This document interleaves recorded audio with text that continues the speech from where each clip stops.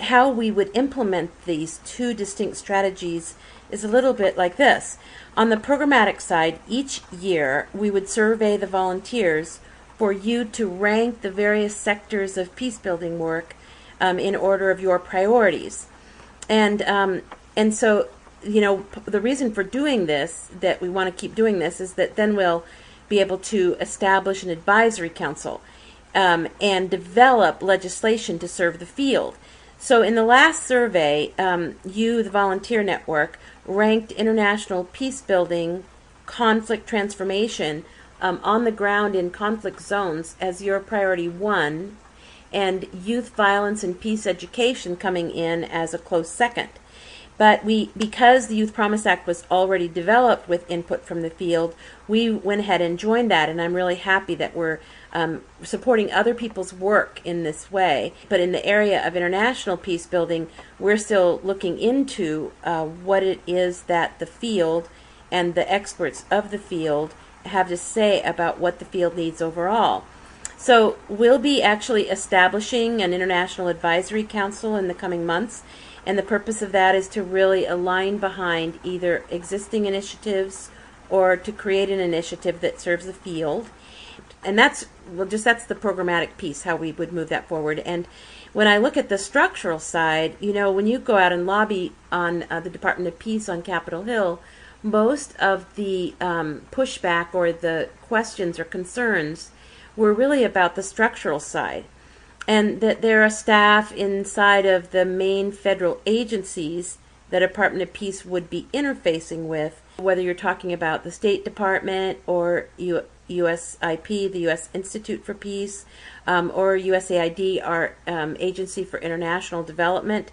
that there are individuals in those staffs that are concerned about the Department of Peace and how the structure would interface with their agency. And so what we're seeing is that, let's say that we were strong enough, we had like 5,000 volunteers in every congressional district, and we could just make the Department of Peace happen now. And we did. The thing we have to think about is, if it isn't established working in partnership with the agencies with which it will interface,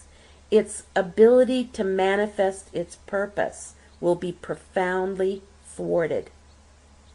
So we need to think not just about that we want a Department of Peace, but how do we want to establish it?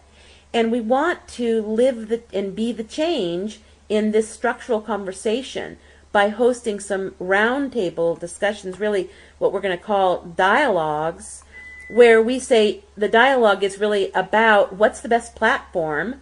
to support the work of peace building around the world. Now we, the Peace Alliance, we think it's the Department of Peace, but we're open to hear your thoughts, and then inviting people from the State Department and USAIP and USAID and some structural experts on government structures to talk about this and really begin to build more agreement and alignment about the best way to move it forward. And what we most need from all of you volunteers in the field is for you to have similar conversations to engage members of Congress. So whether your member of Congress has said yes or no to the Department of Peace, we're asking you to meet with them and really engage them, and do that by asking them what excites them about the overall idea of a Department of Peace, what concerns them,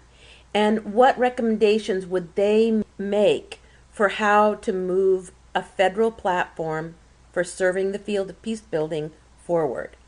So your engage them is really exciting, and it's critical that we get feedback from those meetings to make this process as effective and as thorough as we can, and to really engage Congress in a dialogue around the solutions, and in that way we'll be able to move the whole thing forward. I'm going to let the legislative, we'll have chances more to talk about. I'm going to go on to the issue of the peace building. The idea behind the peace building was really built on the fact that many of you were already doing peace building activities in the local communities. This would include volunteering for local battered women's shelters, or learning nonviolence and developing your own peace building skills to use in your family as well as in your community work and your advocacy work. And so the whole area of peace building has a lot of roots with us, and we've been doing NVC training and conflict mediation training throughout our network, but we've never really identified it as one of our core goals. And the truth is that the more we can make peace-building practices natural in our lives and model our really and strengthen the peace-building activities going on locally, it's like if you can start featuring some of the amazing programs in the local community that are doing that kinds of work that we're talking about, whether it's a violence prevention program or a battered women's shelter, the more that we can make this visible to the community and reveal the work of peace building that's going on right all around us.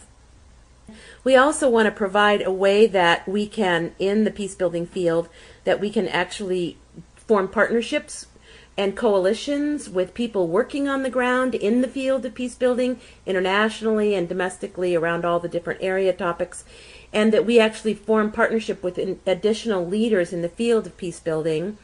and that by those coalitions and then through doing education events where we can really educate people on the skills, but also on information about violence and about the overall solutions that these programs can provide. So it's about embodying the basic principles in our own lives and actually having events and educating people about peace building so they become more eager to see it both funded and to see it raised to such a high policy level. The peace building by itself, with the registry and the education, all of that, will make a huge impact on building support for peace building in the private sector and in public money. So I'm so excited about all of this plan, and when I think about the synergistic impact of doing media that educates everyone or doing legislation in this new way of fostering the structural conversation to move forward while funding programs,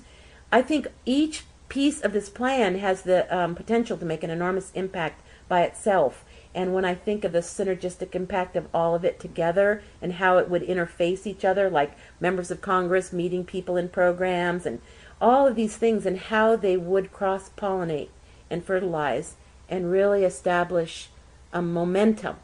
behind a culture of peace.